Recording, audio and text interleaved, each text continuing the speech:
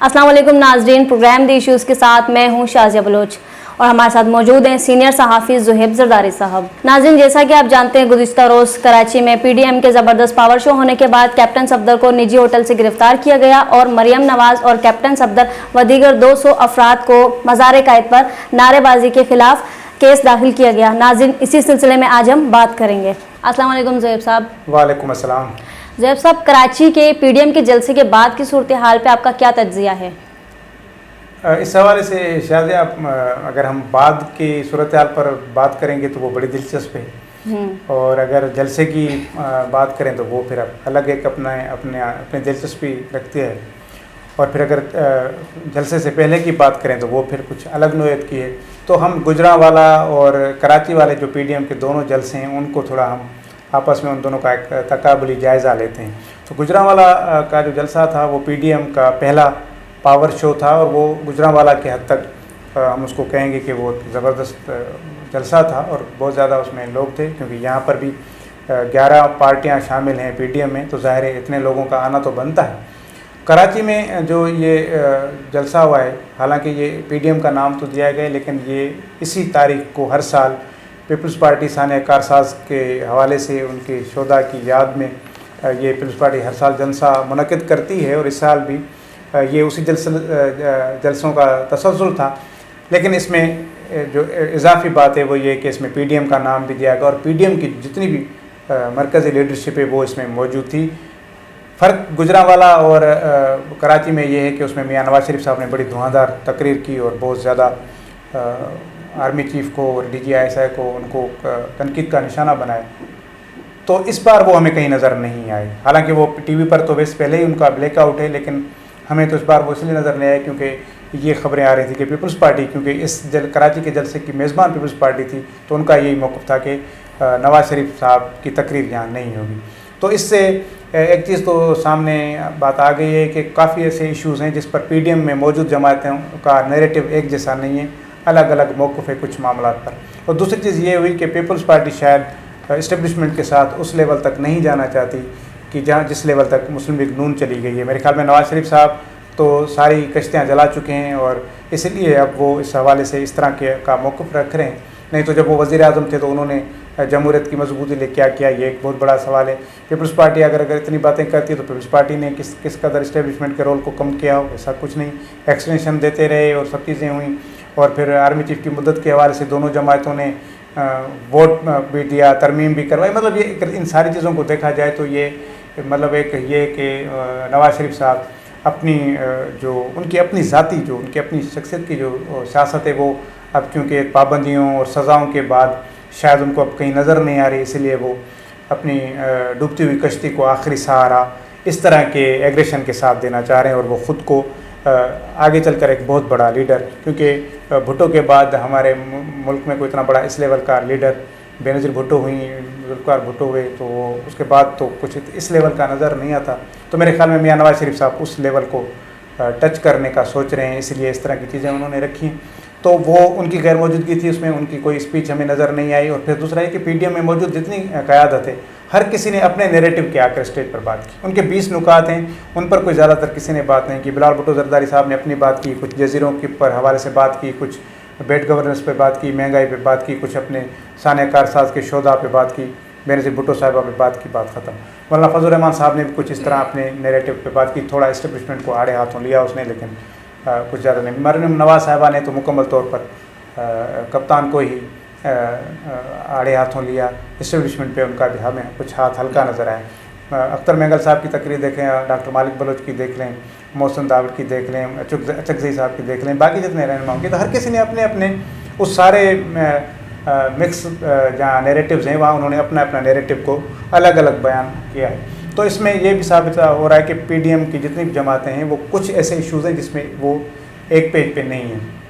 और दूसरी चीज़ ये कि अब जिस हवाले से ये चीज़ें तय हो रही हैं कि क्या हुकूमत गिरानी चाहिए नहीं गिरानी चाहिए, तो मेरे ख्याल में पीपल्स पार्टी बिल्कुल इस मूड में नहीं है कि किसी अवामी दबाव के नतीजे में 1-2 लाख लोग आप इस्लामाबाद ले जाने के नतीजे में आप हुकूमत गिरा दें। क्योंकि पीपल्स पार्टी हो, नून लीग हो, ये सब समझते हैं कि अगर इस अंदाज से ये हुकूमत गिराई गई तो फिर आइंदा वक्त में कोई भी हुक्मरान چین سے نہیں بیٹھ سکے گا, اور جب 1-2 سال کے بعد اگر کوئی بھی ایسی چیز ہو گئی تو پھر کوئی 2 لاکھ بندے لے کر اسلام آباد میں آ جائے گا اور اس وزیر اعظم کو وزیر اعظم ہاؤس سے باہر نکال دے گا. تو یہ معاملہ پیپلز پارٹی ہو یا نون لیگ ہو کوئی افورڈ نہیں کر سکتی. ان کا معاملہ یہ ہے کہ یہ ایک پریشر بنائے رکھنا چاہ رہے ہیں کہ عمران خان پر پریشر برقرار رہے تاکہ ان پر کیسز کے حوالے سے کوئی ان کو ریلیف مل سکے. اور پیپلز پارٹی تو پیچھے شاید اس حوالے سے یہ امید بھی لگائے بیٹھی ہے, اور پیپلز پارٹی کا جو نرم رویہ ہے وہ اس کا ثبوت ہے کہ پیپلز پارٹی کچھ بارگیننگ کرنا چاہتی ہے.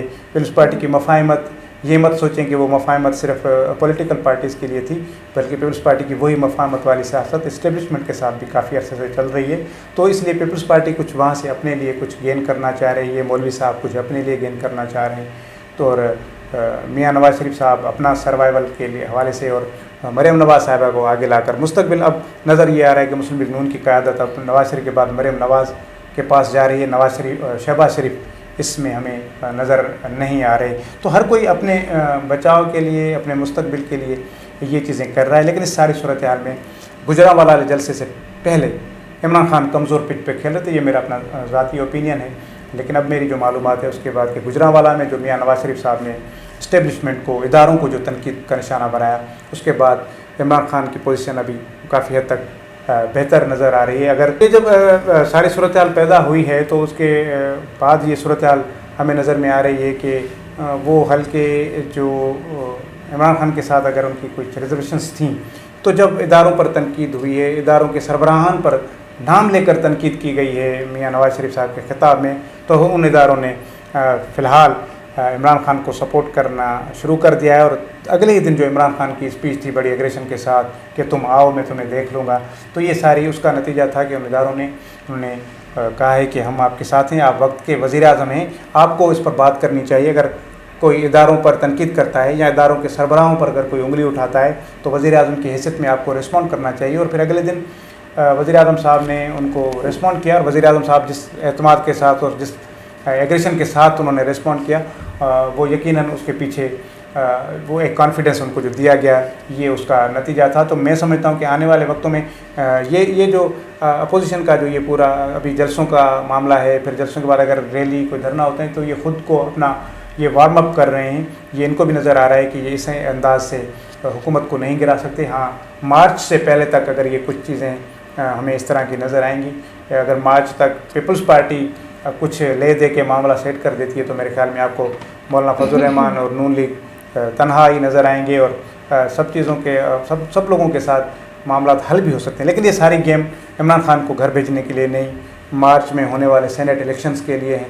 سینیٹ الیکشن ہر کوئی اپنے بچانا چاہ رہا ہے, کیونکہ اگر اس سیٹ اپ میں یہ جو موجودہ اسمبلیاں چل رہی ہیں اس میں اگر سینیٹ کے انتخابات ہوتے ہیں تو سینیٹ کے اندر پی ٹی آئی کی اکثریت ہو جائے گی, اور پھر ان کے لیے قانون سازی جو ابھی تک بہت بڑا مشکل مرحلہ رہا ہے پی ٹی آئی کی, کیونکہ سینیٹ میں ان کی اکثریت نہیں ہے, اپوزیشن کی جماعتیں وہاں اکثریت میں, تو قانون سازی میں ان کو بڑے ایشوز ہوتے تھے.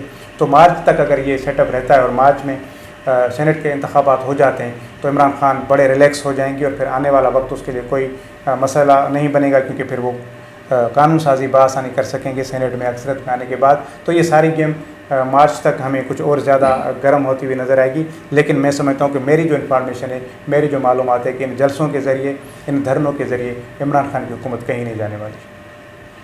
اچھا زہیب صاحب, آپ کا بہت بہت شکریہ. ہمیں حیدرآباد سے ویڈیو لنک پہ سینئر صحافی و تجزیہ نگار وہاب منشی صاحب نے جوائن کیا ہے, اب ہم ان سے بھی بات کرتے ہیں. جی وہاب منشی صاحب, آپ کو میں اپنے شو میں خوش آمدید کہتی ہوں. اچھا, کراچی میں پی ڈی ایم کا ایک طرف پاور شو ہوا اور دوسری طرف کیپٹن صفدر کی گرفتاری پر اپوزیشن کا رد عمل سامنے آیا ہے, تو آپ کا اس بارے میں کیا موقف ہے؟ دیکھیں, بنیادی طور پہ بات یہ کہ کل جو پاکستان پیپلز پارٹی, مسلم لیگ نواز, اور آپ یہ سمجھیں کہ کل جو پی ڈی ایم نے جو ایک شو کیا ہے وہ یقیناً ایک بہت زبردست ایک شو تھا, مگر اس شو سے اثرات کیا نکلتے ہیں, پاکستان کی کیا اکنامیکل سچویشن جو ہے بہتر ہوتی ہے نہیں ہوتی ہے, ملک کی صورتحال کیا ہوتی ہے, اور ملک جس طرح میں سمجھ رہا ہوں کہ ملک اس وقت انارکی کی طرف جا رہا ہے. پاکستان میں اس وقت سب سے بڑا مسئلہ جو ہے وہ معیشت کا ہے, اکنامیکل کرائسس ہے, بزنس ملک کا بالکل تباہ ہے, غریب آدمی کے لیے چینی مہنگی ہو چکی ہے, آٹا اس کے بس سے نکل چکا ہے. تو اس صورتحال میں آپ کیا یہ نہیں سمجھتے کہ یہ جلسے جلوس اور زیادہ انارکی پیدا کریں گے؟ بنیادی مقصد صرف ایک ہے اس وقت کہ وہ پولیٹیکل پارٹیز کے سربراہ اپنی اپنی قیادتوں کو بچانا چاہتے ہیں. اور آپ دیکھیں کہ گجرانوالہ میں جو میاں نواز شریف صاحب کی جو اسپیچ تھی, میں سمجھتا ہوں سیاستدان پہ, کسی بھی سیاستدان پہ آپ تنقید ضرور کریں, وزیر اعظم پاکستان پہ تنقید کریں, اس کی پالیسیوں سے آپ اختلافات رائے رکھیں, اس میں کوئی دو رائے نہیں ہے کہ حکومت پی ٹی آئی کی مکمل طور پہ ناکام ہوتی جا رہی ہے. لوگوں کو جو خواب دکھائے گئے تھے خواب پورے نہیں ہو رہے.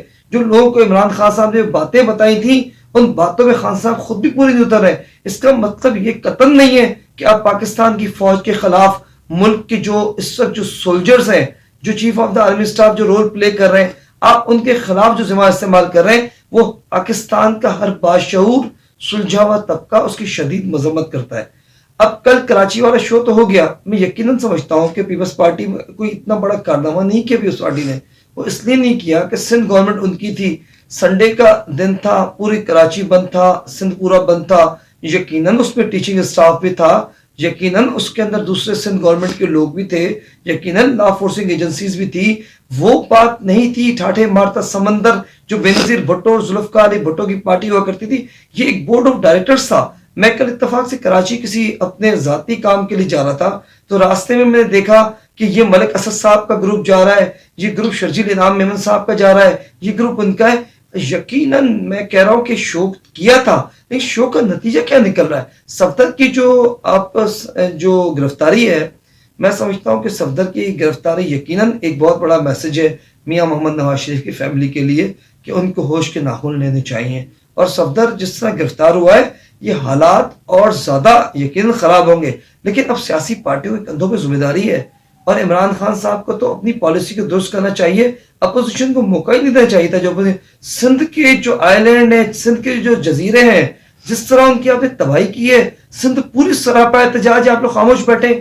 آپ کو صدر عارف علوی صاحب کو لے کے پرائم منسٹر پاکستان عمران خان کے سر پہ کوئی جوں بھی نہیں ہل رہی ہے, اور وہ کوئی مطلب ان کو کوئی احساس نہیں ہو رہا. میں تو کہتا ہوں پاکستان کے ادارے, سپریم کورٹ پاکستان اس چیز پہ اسٹینڈ لے اور میدان پہ آئے, کھل کے ان کو کہے کہ نہیں, جو سندھ کی چیز ہے سندھ کی ہے, جو بلوچستان کی ہے بلوچستان کی ہے. آپ صوبوں میں تفرقہ کیوں پیدا کر رہے ہیں, صوبے کے لوگوں میں کیوں پیدا کر رہے ہیں؟ بنیادی بات کو سمجھیں, پاکستان کی سلامتی ہے تو سب کچھ ہے, پاکستان نہیں ہے تو کچھ بھی نہیں ہے.